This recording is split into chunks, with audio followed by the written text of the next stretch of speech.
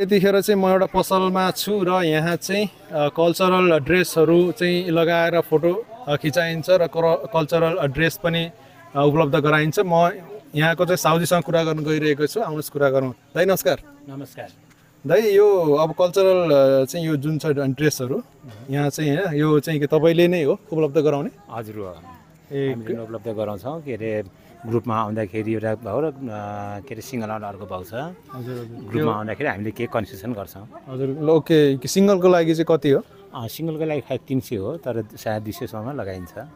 कुन सबै ड्रेसको लागि के एउटै प्राइस हो कि फरक फरक? होइन, सबै ड्रेसको एउटै प्राइस हुन्छ, त्यो के अरे फरक हुँदैन। हजुर। अनि के ग्रुपको लागि?